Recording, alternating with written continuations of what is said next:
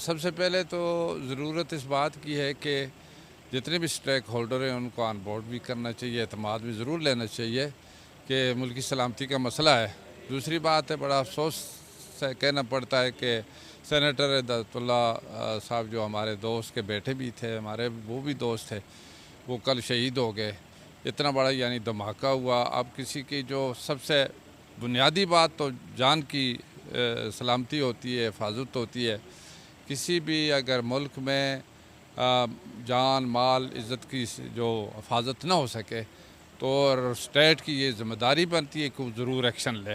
تو یہاں پر تو گورنمنٹ نے جو فیصلہ کیا ہے کہ جو یہ آپریشن عزم استحکام، تو یہ ملک کے اور عوام کی سلامتی کے لیے کیا، اور ملک کا دفاع جو ہے اسٹیٹ کی ذمہ داری بنتی ہے۔ اور ملک دشمن عناصر جو اندرونی اور بیرونی جو ملک کو عدم استحکام کی طرف لے کر جاتے ہیں، تو ان کا روکنا ایک آئینی اور قانونی ذمہ داری بنتی ہے۔ اس سلسلے میں عوام کو بھی چاہیے کہ اسٹیٹ کے ساتھ تعاون کریں، اور اسٹیٹ کی ذمہ داری بنتی ہے کہ وہ رول آف لا کو وہ اس پر عمل کریں تاکہ لوگوں کو امن مل سکے۔ تو اس میں یہ بھی نہیں ہونا چاہیے، جس طریقے سے دیکھو آپریشن میں پہلے آپریشن اور وقت کے مطابق اس میں فرق ہوتا ہے۔ آج کل کے جو مختلف جو حالات ہیں اس کے مطابق جو بھی اگر اس پر اسٹیٹ عمل کرتی ہے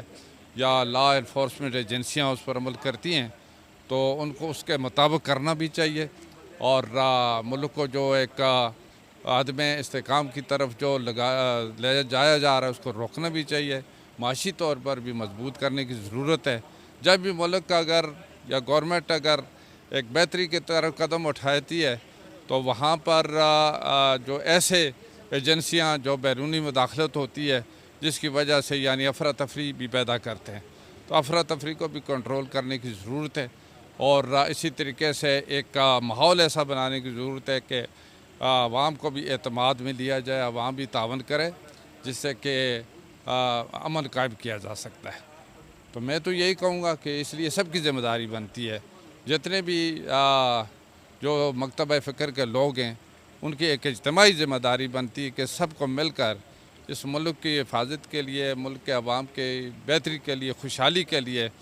گورنمنٹ جو قدم اٹھاتی ہے یا جو اسٹیبلشمنٹ کے لوگ جس کی ذمہ داری ہے وہ اٹھاتے ہیں تو ان کے ساتھ مدد کرنی چاہیے۔